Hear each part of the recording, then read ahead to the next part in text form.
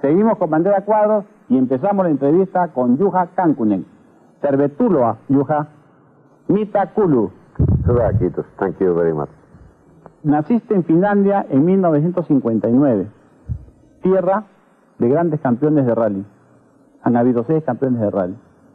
¿Cómo te iniciaste en el mundo del automovilismo? Actually, it was easy because my father at the time was driving Finnish championship on ice circuit races, and Timo Mäkinen used to be a good friend of my father, are still good friends, you know, and Hannu Mikkola as well, they were always visiting to our farm for hunting and things, and they were driving and practicing, and the Rally Finland goes through my farm, so I don't know, when I was 2 years old, I said to my father that I'm going to be a rally driver. ¿Y a quién admirabas tú en esos momentos? ¿A cuáles los pilotos? Timo Mäkinen and Hannu Mikkola, because they were my heroes, you know. They were driving at the time, and they were I was watching them always.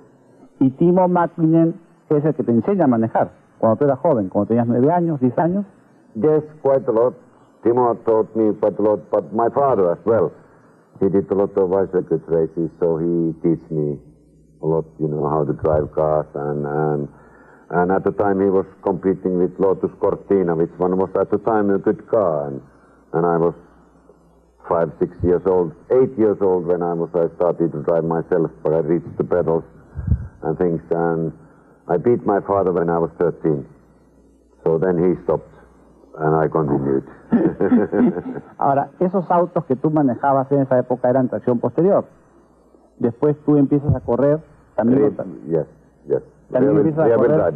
Cortinas and escorts. Así es. Yeah, y después tú debutas en el año 83 en un campeonato del mundo con un auto que es un Toyota. Yes, 83 was the first year with... up to that I was driving like a private, you know, with my own money and sponsorship money and things, and then 82 actually it was Pugles Spa in Belgium that I was leading the rally for a while, and then I finished 6th or whatever. Nobody knew anything about me at the time, but I was front of the good, you know, Porsches and cars like this with the Group A, Opel Manta, and then Toyota contacted me, and then it started from there. Y en el año 85 fue tu primer gran triunfo en el Rally Safari, que fue tu debut en el Rally Safari, la primera vez que corrías y ganaste el rally. Yeah, exactly. Actually, it was 85 when I won the Safari, and in the same year I won Ivory Coast as well, so both African events, and I was African champion on that year, and with rear-wheel drive Toyota, and then Jean Todt called me, you know, that would you like to drive Peugeot next year, and then that was like, you know, heaven. I went to Uwe Anderson and asked that, what can I do? Uwe said, don't even think about, just go and drive. Y manejaste el Peugeot, el 205 T16, el cual, según tú has manifestado, ha sido el mejor auto que has competido, que has tenido. Let's say that it's a difficult question what you ask. There is many good cars. Good drivers, you know, always get the good cars as well. But Peugeot was, okay, Group B was finished after 86. So Salonen won the championship 85 and I won it 86, so it must be best car then at the time. But really, and we had a Jean Todt, our team manager, who is a fantastic person. Everybody has seen what good job he has done for Ferrari nowadays and things, so it was good time, I must say, yes. Seguimos con Juha Kankkunen. En 1987, después de correr con Peugeot, te fuiste a Lancia y obtuviste el segundo campeonato de conductores. Pero ahí hubo un problema con el director de equipo que te dio órdenes para que lo dejes ganar a Biasson. Y eso te molestó muchísimo. ¿Esa fue la razón por la cual saliste de Lancia? Yeah, exactly, yes. Biasson won the Monte Carlo Rally, the first one. I was leading it by 2 minutes. But, you know, let's say that I understand the team orders because it's part of the work and part of the game. So you just do, you know, your job as well as you can and do everything. If they want somebody else to win, there's nothing wrong. I won the championship anyway. I had to give maybe one victory away, but I won the championship in the end, so good year. ¿Esa fue la única, digamos, orden de equipo que has tenido para que dejes ganar a otro compañero? ¿O han habido en otros equipos también órdenes de equipo? No. I have had many. I gave to Carlos Sainz, Didier Oriol, maybe 10 to 15 wins away in my whole career and things, but that's part of the world. I mean, I know that I could have won it anyway, so it's good for me. En el 98 regresas a Toyota y ganas el Rally Dakar. ¿Es la prueba más difícil? ¿Es la prueba más difícil que se puede haber corrido? ¿Se puede haber corrido? Must say that one of the toughest, yes, because it was long and hard and different, and it's so much difference compared to the World Championship, which ones are much shorter and, let's say, fast rallies. To go to 1 month to deserts into Sahara is completely different. But we actually had a deal already that I go there with Toyota, because I moved from Toyota to Peugeot and then went for Lancia, but then came back to Toyota afterwards. So Uwe Andersson and Jean Dott are good friends, and so I promised to help Peugeot on Dakar and went there, and Jean Dott was still, the team manager there. So different it was, but good experience. Y en el 90 regresas otra vez a Lancia, le das el título de constructores. En el 91 vuelves a obtener el título mundial de pilotos, tu tercer campeonato con Lancia otra vez. Yeah, exactly. 91 was good year. I mean, I had one of my best years then. I did 156 points on the year, which one was enough to win the manufacturers and the driver's title, and even Gianni Agnelli was at the time still in the head of Fiat and still alive, so he gave me a Ferrari as a present, after that. Then that was a good year, one of the best years in my life. Y en el año 93 vuelves a ser campeón mundial por cuarto año, haciendo lo que nadie había hecho hasta ese momento, campeón mundial con Toyota. Yeah, that was... I went back to Toyota 93 and it was a good year, and we had a discussion with Uwe Andersson, and he said to me that nothing else you don't need to do, but you have to win the championship for Toyota and drivers and manufacturers, because that was first Japanese manufacturers to win the manufacturers title in 93, and good year, really good year. Pero sin embargo en el 93 tuviste un mal momento en Argentina cuando tu copiloto Juha Kankkunen tuvo una embolia cerebral antes de partir. ¿Esto te trajo problemas personales, problemas deportivos? It always brings a problem. It was a little bit of shock, and there was only a few days before the rally, and I was thinking what to do. That is he going to survive or is he going to die? And luckily the Argentinian did very well, and he's all right. That year was really special, yes, because I had to call to Nicky Christ and get co-driver from England, and with Nicky we did well. We actually won the rally then. And then also Dennis Sirode, I had to drive Finland with Dennis Sirode. With 3 co-drivers on that year, but still won the championship, so it was good. But these things, what happens, it always not easy to go over, because you are used to drive with Pironen since beginning of 80s. We were driving together. He was 81, 2 and 3. No, sorry, 3, 4 and 5 with Henri Toivonen before to come to me. But we were driving some rallies before, so it's always a bad thing. But that's right. What can you do? You have to live like it comes.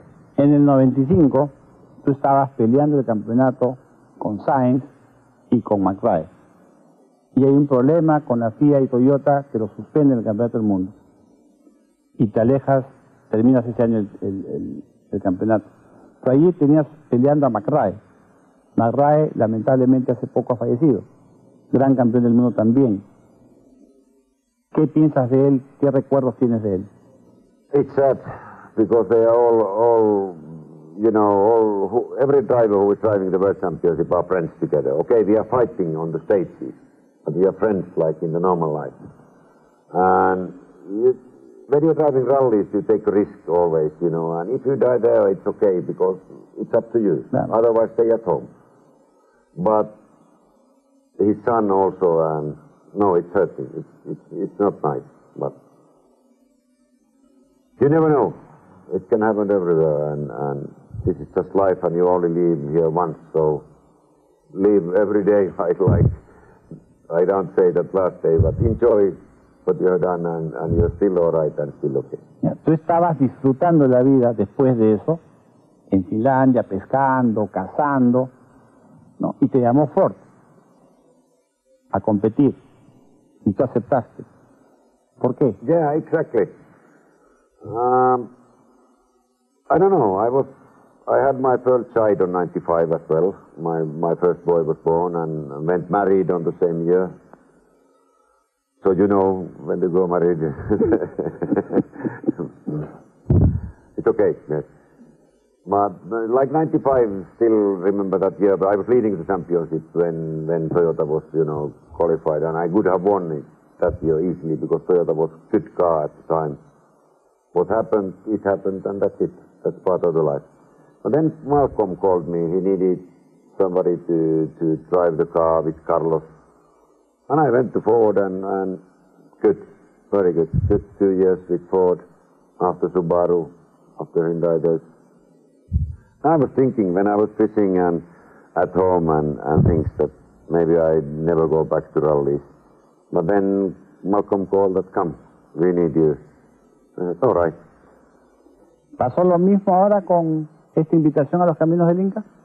Yeah, actually I was invited here last year already, but I was quite busy with everything else, and then I was thinking that, well, I heard a little bit that it's something different, so I called to Seppo and said, Juha, my usual co-driver, Juha Repo, didn't want to come, and then because I've been driving with both Juha and Seppo, outdoor rallies, and Seppo said, okay, I contact them and we might go, and here we are, and it was good that we are here because it was completely different experience what I have had before.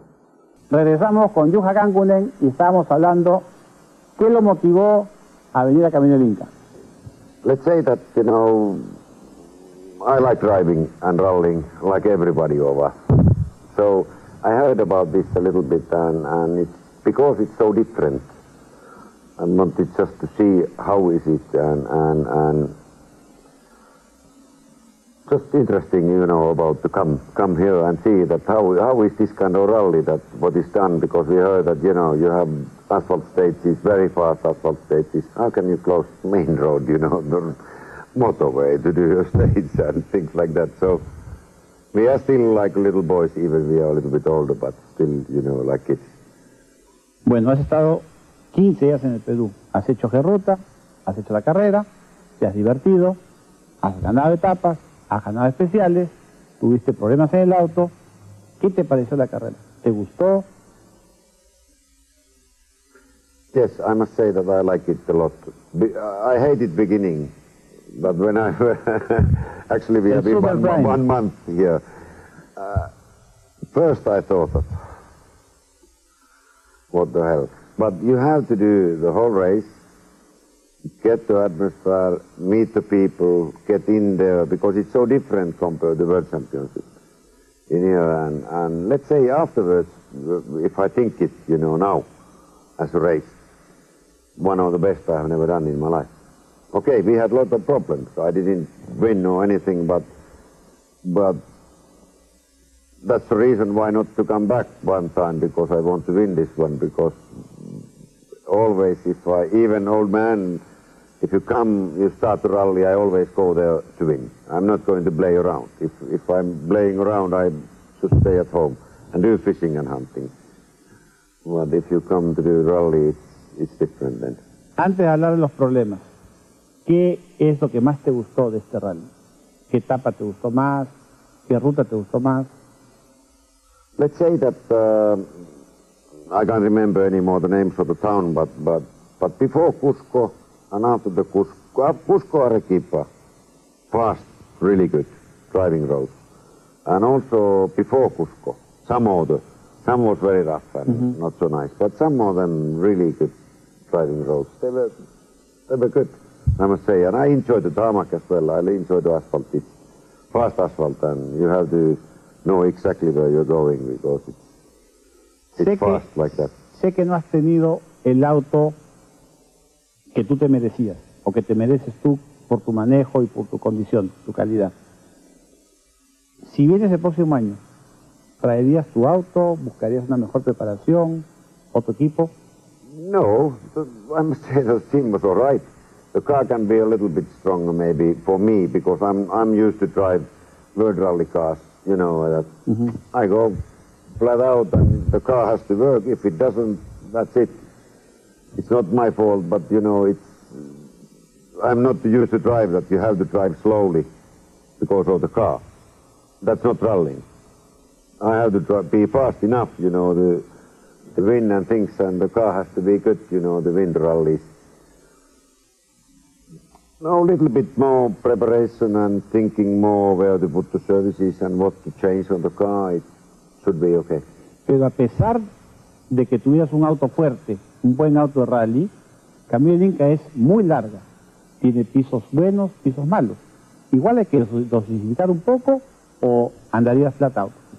No, you have to go flat out, basically always, all the way. Safari, when I won, was 5,600 kilometers, and Paris-Dakar was 16,500, so this is basically short rally compared to those. And even those rallies, we went absolutely maximum from the start to the finish. O sea, para todos los que piensan que Camino del Inca es una carrera tipo maratón, tú dices no, esta es una carrera como un rally del mundo, con primes especiales cortos donde hay que ir flat out. No, this is like a World Championship, but 10 times longer stages than in the World Championship. Let's say like that. It's a sprint rally, but long stages. So, but it's a good rally. I would say that it's nowhere else in the world you can drive 250, 260 kilometers an hour on asphalt, you know, on the main roads and enjoy it. I must say that, you know, I like it because it's something different. ¿Qué sugerirías tú, qué cambios propondrías para que sea un mejor rally? With the little changes, I would not change the road. It has to be like that. Because otherwise, if you change it like a special stage rally, it is destroyed. The whole idea goes. Keep the same thing, but with a little bit, let's say, better information for the competitors and timing and, you know, maybe some road sections a little bit longer and services there.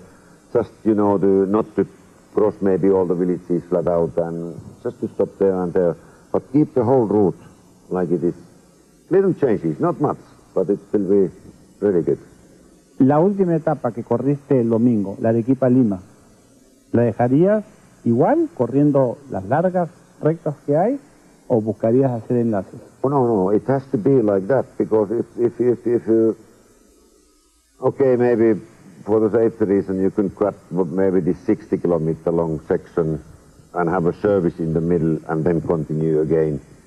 But basically the same thing, because that's the thing, to drive the long stages and fast.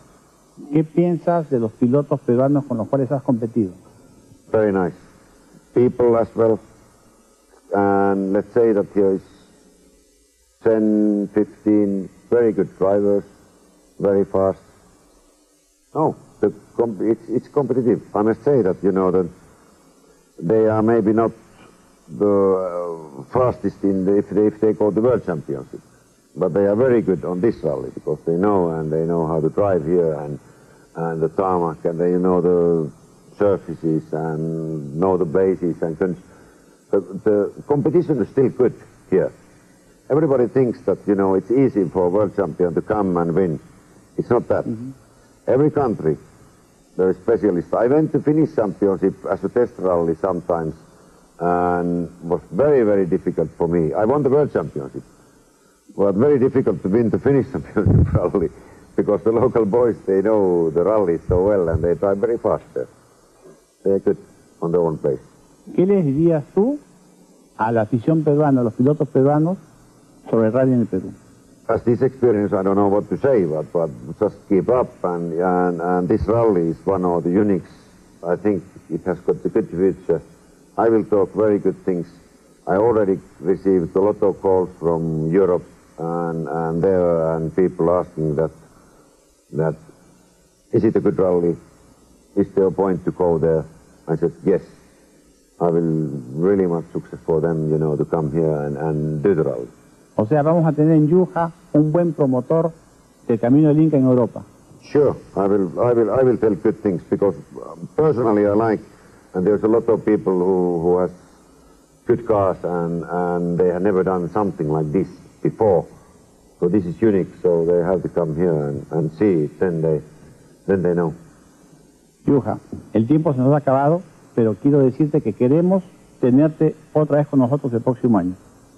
¿Harás un esfuerzo para venir? Yeah, sure. If there's possibility, if I have time and everything and get to go again and, you know, things, and now it's much easier to come back, because then you know what to accept and you know what to expect about the race and how do you have to drive it and things like that. Why not? Sure. Juha, muchas gracias por tenerte aquí en el Perú. Thank you very much. Thank you.